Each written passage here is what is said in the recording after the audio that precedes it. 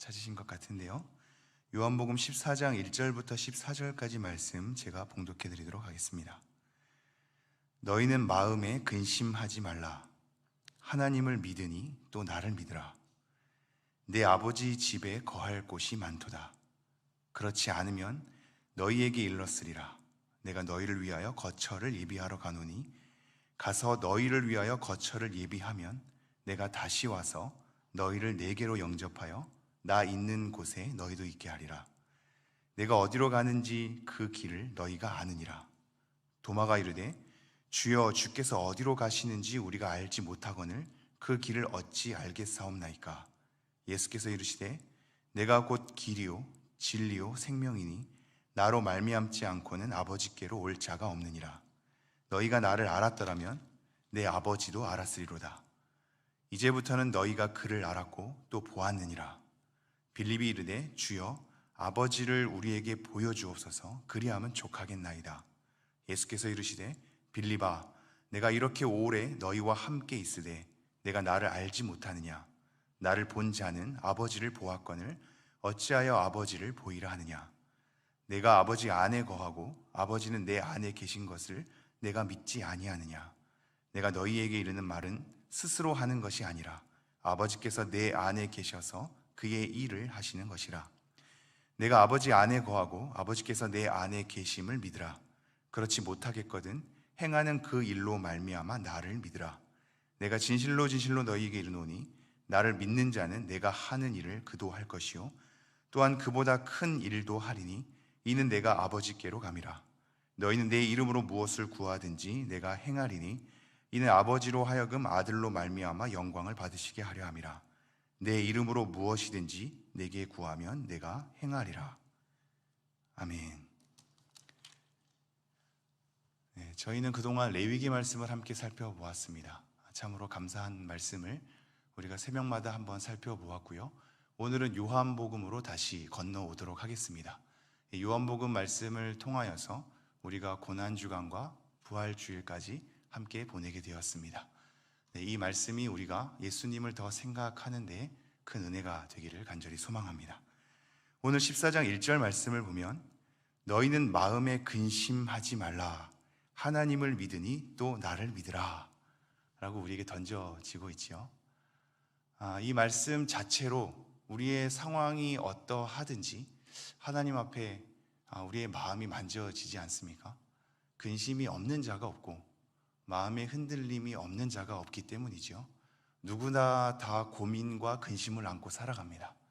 상황이 어떠하든 수많은 근심을 갖고 하나님 앞에 응답을 구하는 자도 있고 문제의 해결을 원하는 자도 있단 말입니다.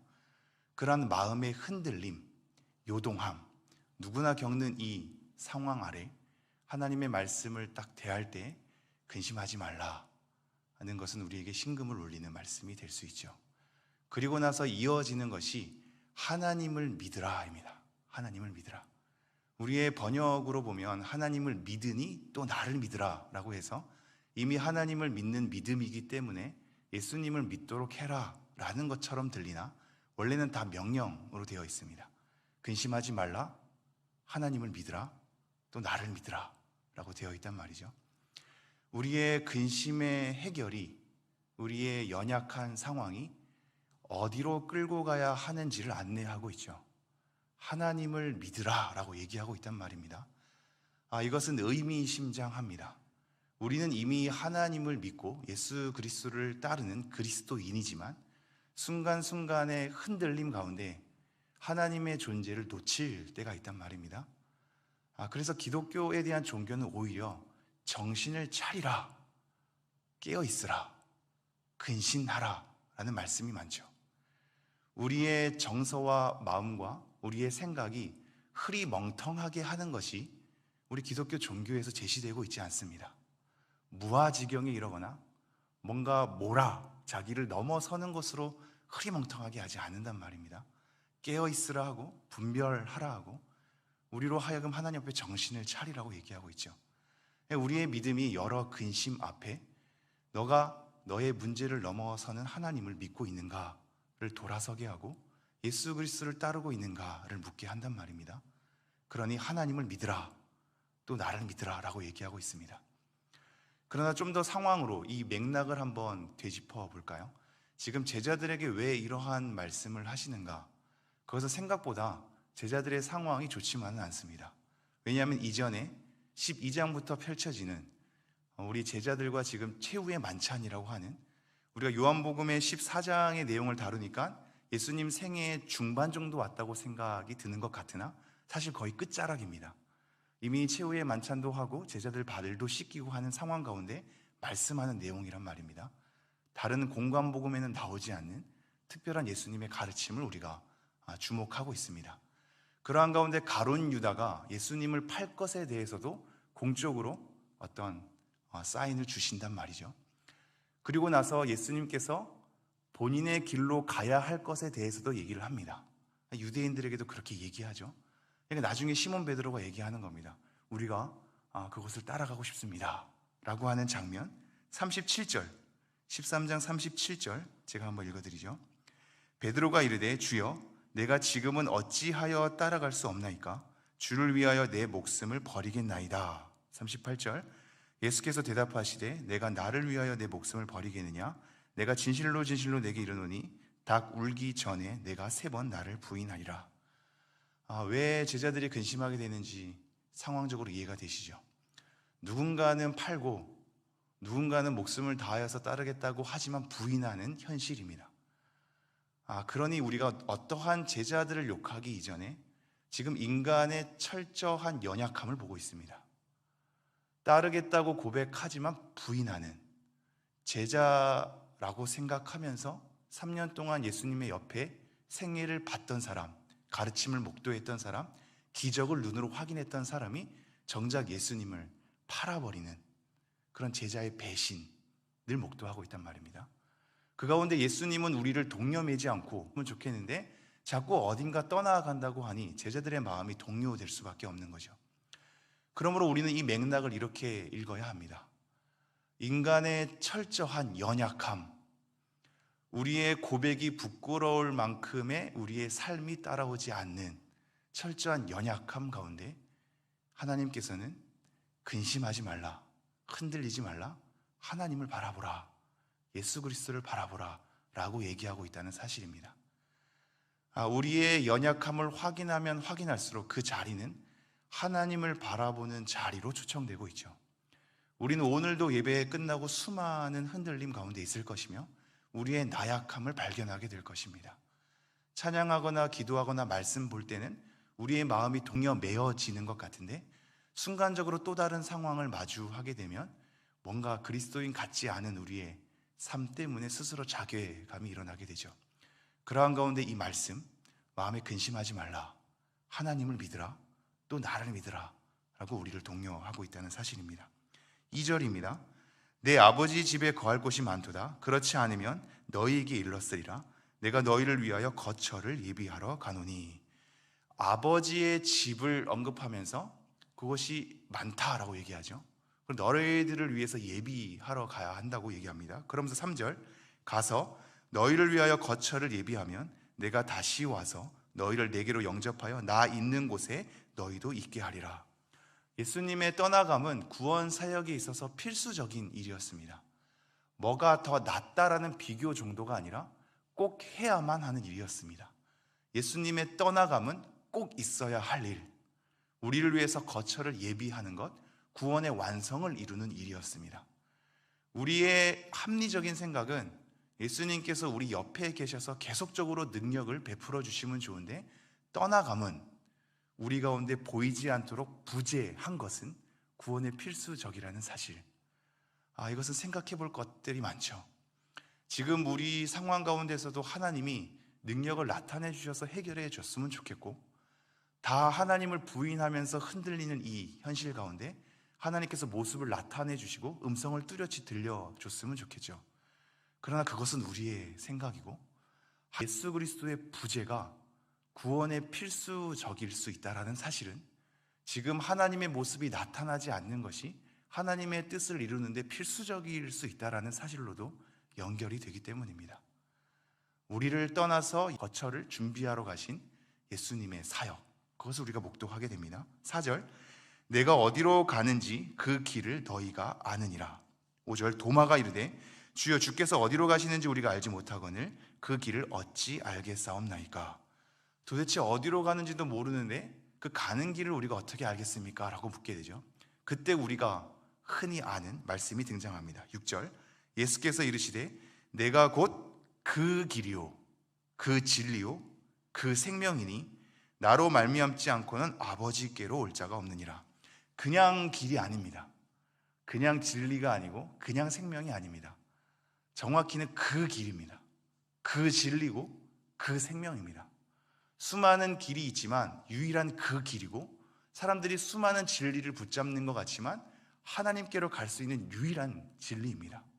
그리고 사람들이 수많은 자기 생명과 같은 생명력으로서 행복하다고 얘기할 수 있지만 진정한 생명, 그 생명입니다. 그것이 예수 그리스도라고 얘기하고 있습니다. 내가 곧 그 길이요 그 진리요 그 생명이니 나로 말미암지 않고는 아버지께로 올 자가 없느니라. 이후로부터는 예수님과 하나님의 동일함, 함께 계심, 함께 그 일을 이루심, 존재로서도 동일함에 대해서 계속 얘기합니다. 7절 너희가 나를 알았더라면 내 아버지도 알았으리로다. 이제부터는 너희가 그를 알았고 또 보았느니라. 12장 44절에서 45절 말씀 제가 한번 읽어드리죠. 12장 44절 45절 예수께서 외쳐 이르시되 나를 믿는 자는 나를 믿는 것이 아니요 나를 보내신 이를 믿는 것이며 나를 보는 자는 나를 보내신 이를 보는 것이니라. 요한복음의 가장 중요한 특징인데요, 아버지 되신 하나님과 예수님은 하나라는 사실을 계속 알려주고 있단 말입니다. 그러니 우리가 하나님을 보지 않아도 이 말씀으로 예수 그리스도를 믿게 될 때 하나님을 본 자들이 되는 거란 말입니다. 8절 빌립이 이르되 주여 아버지를 우리에게 보여주옵소서 그리함은 족하겠나이다. 이게 우리 신앙의 진실이죠. 자꾸 보여달라고 그리고 자꾸 확인하고 싶은 우리의 욕구입니다. 9절 예수께서 이르시되 빌립아 내가 이렇게 오래 너희와 함께 있으되 내가 나를 알지 못하느냐? 나를 본 자는 아버지를 보았거늘 어찌하여 아버지를 보이라 하느냐? 우리는 이 신앙을 계속적으로 잘 해석해내야 합니다. 보고 확인하려는 신앙은 사실 성경에서 계속적으로 제시하는 신앙은 아닙니다. 오히려 부재 가운데 하나님 말씀 붙드는 걸 우리에게 요구하고 있습니다. 우리는 계속 확인하려 하나 확인되지 않는 것을 쫓으라고 얘기하고 있습니다. 믿음은 바라는 것들의 실상이란 말입니다. 보이지 않는 것들의 증거지요. 근데 자꾸 보려고 하고 뭔가 확인하려고 하는 우리의 습성이 있습니다. 하나님의 부재 가운데 말씀을 붙드는 것이 믿음의 내용이라고 계속 얘기하거든요. 10절 내가 아버지 안에 거하고 아버지는 내 안에 계신 것을 내가 믿지 아니하느냐? 내가 너희에게 이르는 말은 스스로 하는 것이 아니라 아버지께서 내 안에 계셔서 그의 일을 하시는 것이라. 이 표현 한번 주목해 주시죠. 내 안에 계셔서 그의 일을 한다라고 얘기합니다. 그러면서 하나 약간 우리가 자꾸 정정해야 됩니다. 아버지께서 내 안에, 내가 아버지 안에, 이 표현을 우리가 가장 많이 접하게 되는데요, 이 표현을 자꾸 접하다 보니까 우리 안에 뭔가 물리적으로 임하는 것으로 생각합니다. 그래서 성령님이 우리 안에 있다는 사실이 우리 내면 안에 거주하는 것, 이 안에 뭔가 물리적으로 사는 것이라고 생각하거든요. 그러니 초등학생 아이들이 자꾸 묻죠. 아빠에게도 성령님이 계시고 내 안에도 계시고 저 사람들에도 계신다면 성령님은 도대체 몇 분인 겁니까? 이런 얘기가 나오는 겁니다. 그렇지 않고 안에 거한다는 얘기는 친밀한 연합을 얘기하는 겁니다. 친밀한 연합. 우리가 주 안에 있다는 것은 주 안에 우리가 물리적으로 그 안에 들어가는 것이 아니라 정말로 신비적인 이 친밀한 연합을 이루어낸다는 것이죠. 성령님이 우리 안에 있다는 것도 우리 가슴 가운데 뭔가 우리 이 내면 가운데 이렇게 자리하고 있는 게 아니라, 그래서 어느 곳에나 막 다 성령이 여러분 계시는 것이 아니라 친밀한 연합이란 말입니다. 그러나 한 가지 더 나아가죠. 그럼에도 불구하고 우리 안에 어떠한 측면에서는 물리적으로 있다라고 얘기할 수 있는 건 어느 곳에나 성령님이 계시기 때문입니다. 그리고 하나 더 나아가죠. 그럼에도 불구하고 아버지가 내 안에, 내가 아버지 안에 있다라는 것이 정말로 맞는 것은 예수님은 하나님과 동일한 분이기 때문입니다. 그러면서 내 안에 계셔서 그의 일을 하신다고 얘기하죠. 11절 내가 아버지 안에 거하고 아버지께서 내 안에 계심을 믿으라. 그렇지 못하겠거든 행하는 그 일로 말미암아 나를 믿으라. 자, 계속해서 일을 표현하는 것을 우리가 확인하게 되죠. 이게 왜 중요하냐면 12절, 내가 진실로 진실로 너희에게 이르노니 나를 믿는 자는 내가 하는 일을 그도 할 것이요 또한 그보다 큰 일도 하리니 이는 내가 아버지께로 감이라. 우리가 이 표현을 들으니까 자칫 이렇게 생각합니다. 예수님께서 떠나가시고 이제 우리가 더 큰 일을 하는구나. 예수님이 정말 위대한 분인데 예수님이 이루신 기적과 예수님이 이루신 여러 능력보다 우리가 더 큰 일을 한다고, 이런 식으로 우리가 이해하죠. 이 말씀은 잘 이해해야 하는 게, 우리가 어떤 능력을 갖게 되고 예수님보다 위대한 자리나 어떤 그 일을 이루어낸다는 측면이 아닙니다. 하나님이 이루시는 구원의 사역 가운데 우리가 예수 그리스도가 떠나간 이후에 성령님과 함께 더불어 하나님의 큰 일을 이루어낸다라는 사실입니다. 이 표현이 정리가 되실지요? 우리가 큰 능력을, 위대한 능력을 행사한다는 것이 아니라 하나님이 이루는 큰 일을 우리가 성령님으로 하여금 담당하게 된다는 사실입니다. 그러나 이것이 마치 우리가 큰 능력을 받는 것처럼 자꾸 해석을 하니 뭔가 우리에게 어떤 큰 일이 일어나는가, 어떤 내가 큰 일을 갖게 되는가에 관심이 쏠리기 마련이죠. 그렇지 않고 하나님의 큰 일을 우리가 성령님으로 하여금 도구로서 하나님의 구원의 완성을 함께 이루어내는 데에 초청이 된다라는 사실입니다. 이 맥락이 중요한 것은 13절 14절 때문입니다. 너희가 내 이름으로 무엇을 구하든지 내가 행하리니 이는 아버지로 하여금 아들로 말미암아 영광을 받으시게 하려 함이라. 내 이름으로 무엇이든지 내게 구하면 내가 행하리라. 이 말씀도 우리의 욕구를 자극하는 말씀입니다.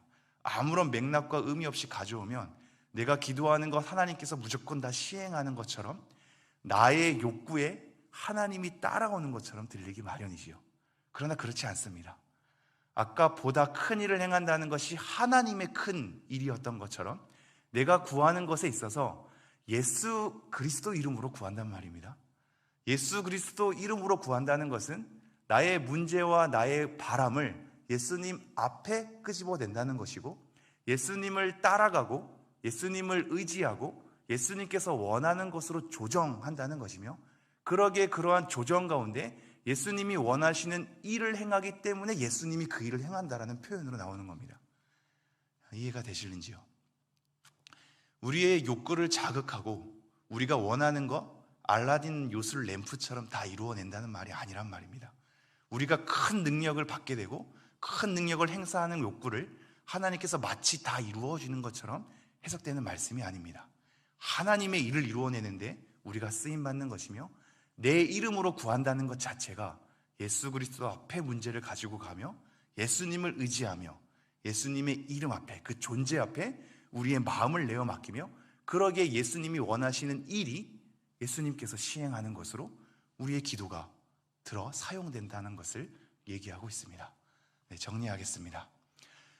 오늘은 근심하지 말라, 하나님을 믿으라, 또 나를 믿으라 라는 것으로 하나님을 바라보는 말씀으로 우리를 초대하고 있으며, 결국 예수 그리스도 이름으로 구하며 씨름하며 예수님을 바라볼 것으로 마무리를 하고 있습니다.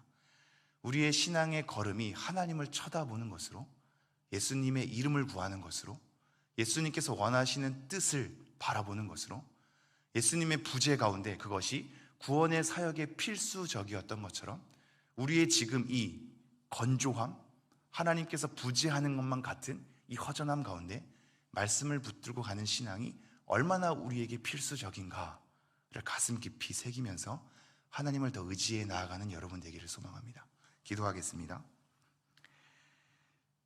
하나님, 오늘도 이 말씀을 통하여서 하나님을 바라보게 하시니 감사합니다. 우리는 연약한 존재이기에 이 새벽 예배를 마치고 나서는 또 흔들릴 것입니다. 여러 상황 가운데 또 분노할 것이며 여러 가지 문제 가운데 또 불안해할 것입니다. 하나님, 그때 이 말씀을 떠올리게 하여 주십시오.